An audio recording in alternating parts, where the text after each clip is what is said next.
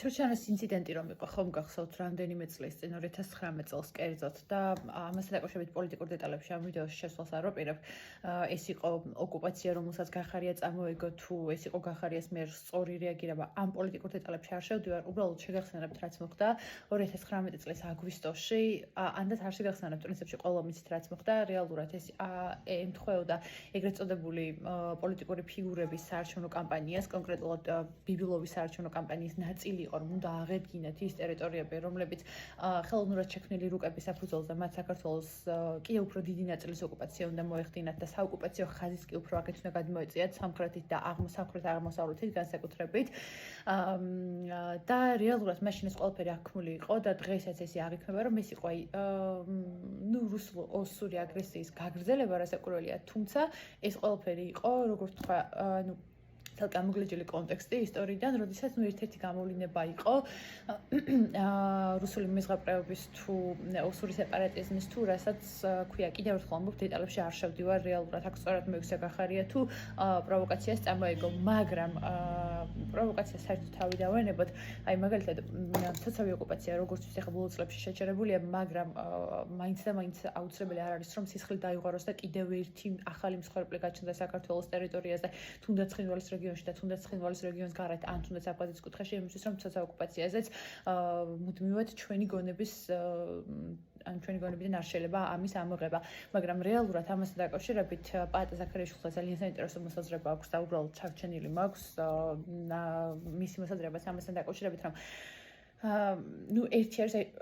ერთი არის რომ ოკუპაცია გრძელდება იმისთვის რომ მეტი ტერიტორია იქნას ოკუპირებული, ხო? ანუ ოკუპაცია როგორც თვითმიზანი.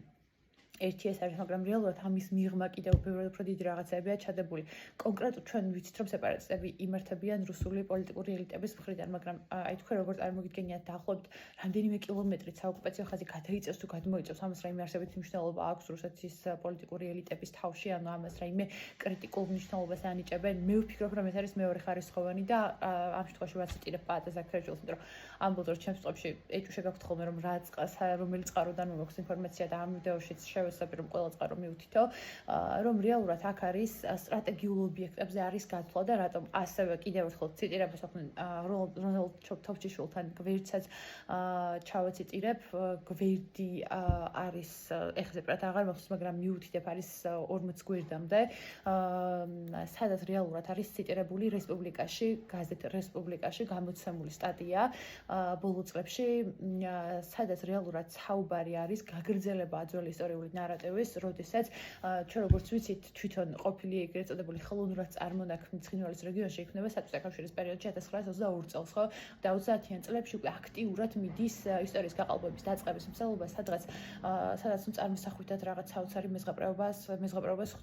ხედავთ რუსულ-ოსური სეპარატიზმიდან გამომდინარე, როცა საქართველოს ტერიტორიაზე თითქოს ძველი წელთაღრიცხვით მესამე, ზოგიერთ შემთხვევაში ცოტა თომდობლობენ და პირველ ათასწლეულში თურმე საქართველოს ტერიტორიაზე ეთნიკურად ოსთა განსახლების არეალი იყო. აი ამაზე სულ ის გულის ხოლმე ირონიას, რომ ჩვენი სამხრეთელი მეზობლები, თურქეთი, სომხეთი, აზერბაიჯანი გვედავებიან, რომ ჩვენ ჩრდილოეთიდან ჩამოვედით და ჩვენ ჩრდილოეთელი მეზობელი რუსეთი და მისი ავტონომიები და რამოდენიმე ჩრდილო კავკასიელი ხალხი გვედავება იმას, რომ პირიქით სამხრეთიდან ამოვედით და რეალურად ცოტა ისტორიული ირონია იქნება ხოლმე, რომ მაშინ საიდან მე ხონდა მოვსულიყავით ფიზიკურად. ხო, მოკლედ და რეალურად ისევ ამ ცრუ რუკებს რო დაუბრუნდეთ, ანუ რეალურად არავინ არ ჩათვალოს, რომ რუსული მიზნები და სეპარატიზმში გაღუებული ფანტაზიები მთავრდება საოკუპაციო ხაზთან, უფრო მეტის. ანუ რეალურად მათ კონკრეტულად ამ რუკების მიხედვით, ხელოვნურად შექმნილი რუკების მიხედვით, აი წარმოგიდგენთ როგორ შეიქმნა ზოგადად, აი ყველაფერს თავი დავანებოთ, როგორ შეიქმნა ცხინვალის რეგიონში ხელოვნურად წარმოქმნილი ობიექტი სახელის არ მინდა გავიმეორო, იმიტომ რომ ეს სისხლი მეკსევა სხვების პირიდან რო ვიგებ ხოლმე, მაგრამ ამ კონტექსტში ისტორიულად რომ ვახსენოთ, რომ იმ პერიოდში ხელოვნურად შექმნილი ყოფილი სამხრეთ-ოსეთის ავტონომიური ოლქი, გარდა ამისა, მათ აქვთ პრეტენზია კონკრეტულად რუსეთის ხეობაზე, ხევსურეთის ჩათვლით, შიდა ქართლის გასაგებია, ასევე არაგვის ხეობის მარჯვენა სანაპირო და მთლიანად ბულაჩაურის ჩათვლითაც, ან ბულაჩაურს ამტკიცებენ, რომ ოსური ტოპონიმია, მაგრამ ტოპონიმიკაზე დღეს არ შევიდეთ, ამასთან დაკავშირებით დეტალებში, იმიტომ რომ ცალკე ტოპონიმიკაზე ჩვენ ბევრს საუბრობთ. ვიმსახურებთ ხოლმე ყველანი ერთად, ასევე მტკვრის მე და თქვენ მტკვრის მარცხენა მხარე და ასევე მცხეთა, ანანური, დუშეთი, კასპი, გორი, ანუ ეს ყველაფერი არის აი ბიბილოვის საარჩევნო კამპანია იყო, რაც რეალურად არის გახარიას ერთ-ერთი მთავარი არგუმენტი, რომ ეს იყო არა პროვოკაციისთვის, არამედ რეალურად უფრო ბნელი მიზნები ჰქონდა და უფრო სიღრმისეული მიზნები ჰქონდა იმ ინციდენტებს, რაც აგვისტოს თვეში მოხდა 2019 წელს. დამოუწყდა რას ვამბობდი. ხო. რუკებთან დაკავშირებით და ხო, ანუ ეს იყო რეალურად იმის ხო, ბიბილოვის კამპანიაზე გამახსენდა. მაშინ ეგრეთ წოდებული არჩევნები ხომ იყო, ეგრეთ წოდებული პოლიტიკოსების და აი მაშინ იყო ბიბილოვის ერთ-ერთი კამპანია ის, რომ უნდა აი ამ რუკების მიხედვით უნდა ემოქმედათ და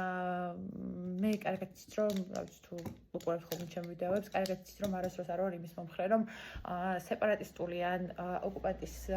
სახელმწიფოს ნარატივი არასდროს და არამს არ უნდა იქნას აღქმული მსუბუქად და მეზღვაყრეობად და ასე ვთქვათ დასაცინად აღქმული. შეიძლება ვიღაცის თვალში იყოს დასაცინი და ვიღაცამ თვითონაც რომ ისტორია ასე მარტივად არ ყალბდება, მაგრამ ჯერ ერთი რომ აყალბდება B ანუ საკმარისი ამაზე კამათი წამოიჭრას და ეს უკვე ნაწილობრივი ლეგიტიმაციაა და G სიმართლე უნდა ითქვას და ჩვენი აკადემიური წრეებიც უფრო და უფრო მეც დამუშავდნენ ამაზე და რა ვიცი მე მაგალითად ჩემს სამაგისტრო თემას რო ვირჩევდი და სამმართველოთა რა კვლევის დაწყებასაც ვაპირებ, ახლა იმითი მაქვს ივლისში დავიწყებ ახალ კვლევას.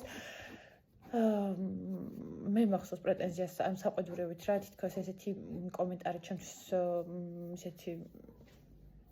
ჩემ გარემოცვაშივე როცა მითხრეს რომ აი კონკრეტულად ეს კონფლიქტები აი ქვარო ისროლო მოხდება იმ კვლევარს რომელიც ოკუპაციას იკვლევს მაგრამ რეალურად მე მგონია რომ ეს ასე არ არის და